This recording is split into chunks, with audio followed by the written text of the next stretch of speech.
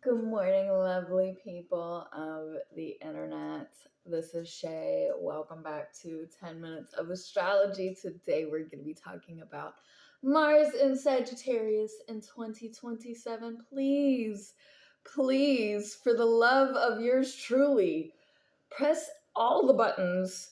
Only 4% of you that watch my stuff are subscribed, so you should definitely press more buttons in your life. Just if there's an elevator and you see buttons, just go on every floor for me, okay?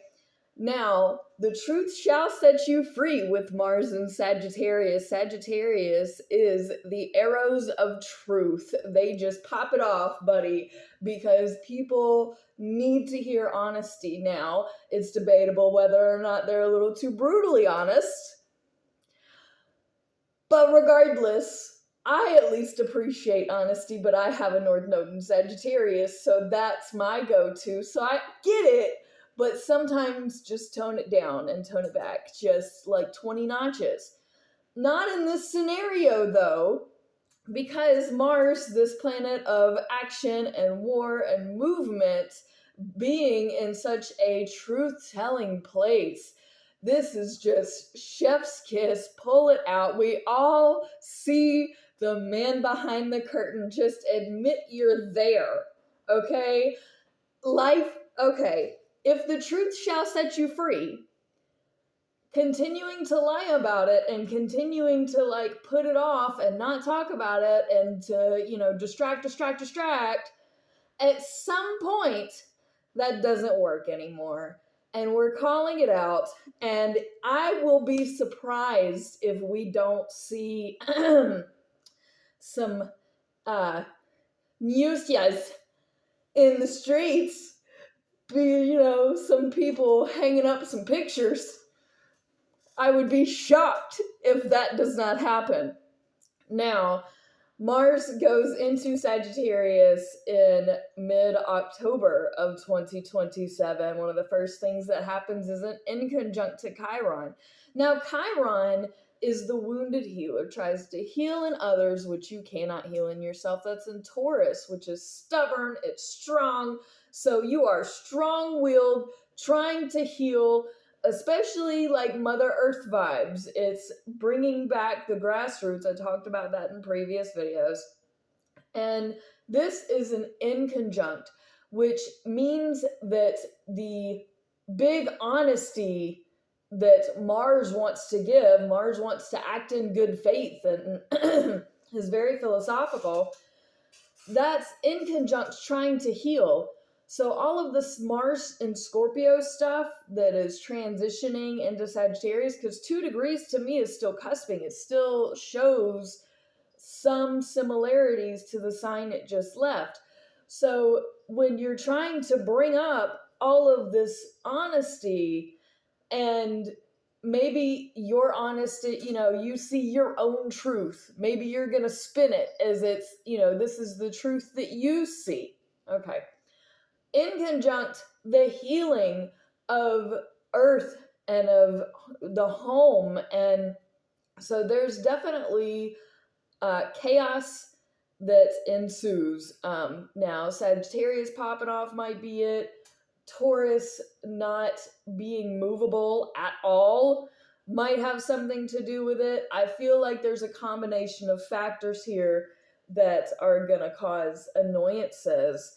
Then we have a beautiful alignment. This is gorgeous. We have a sextile, a trine, and another sextile coming up. This is going to be with Pluto in Aquarius and Neptune in Aries.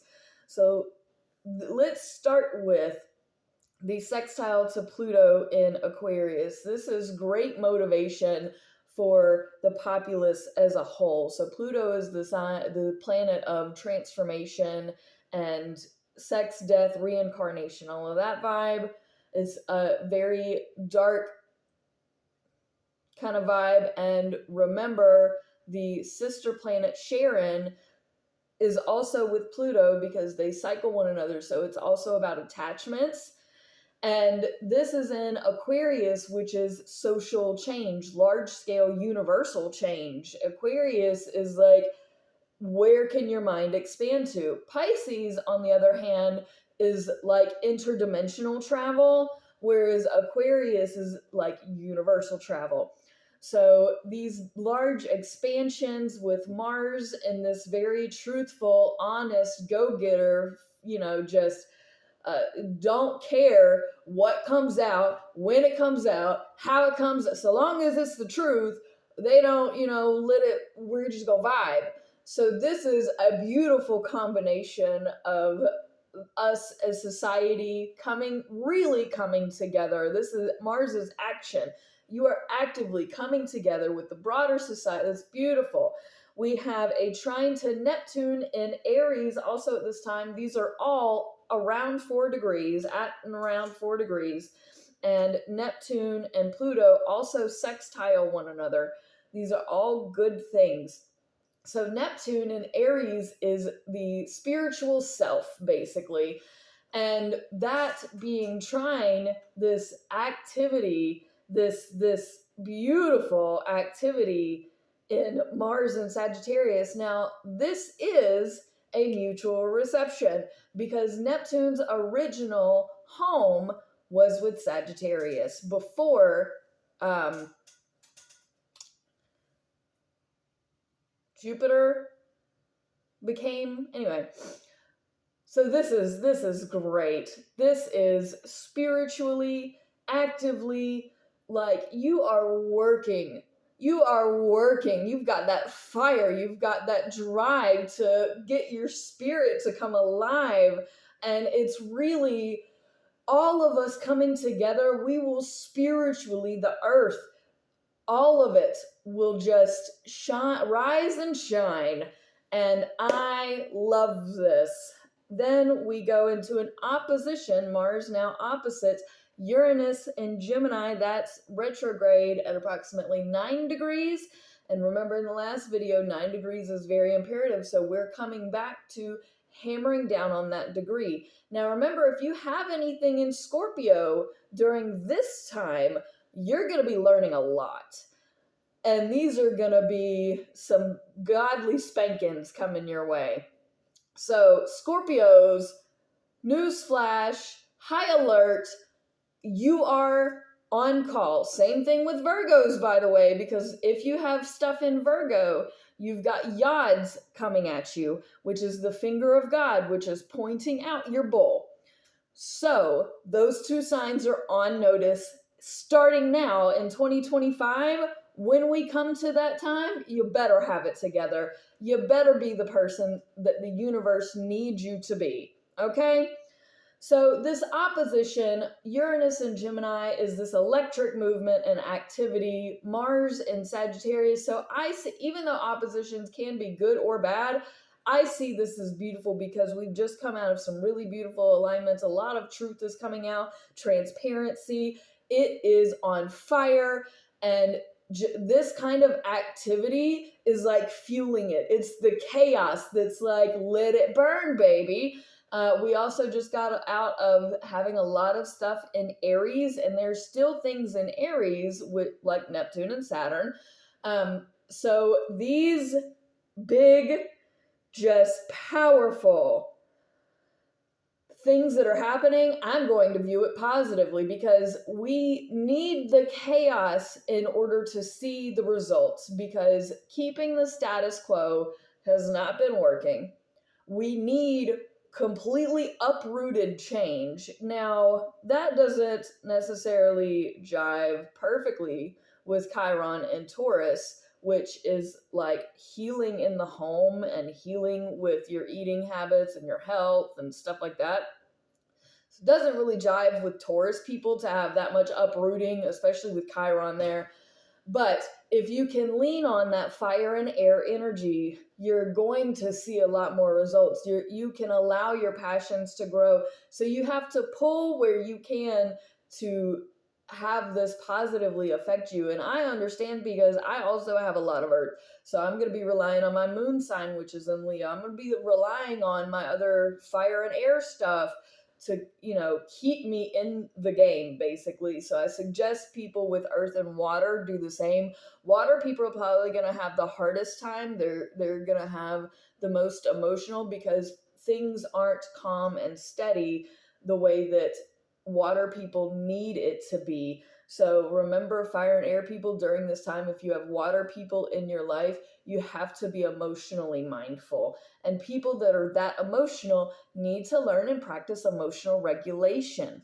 So then we go Jupiter in Virgo in conjuncts Saturn in Aries, Mars trine Saturn in Aries, squares Jupiter in Virgo. So this is a lot happening.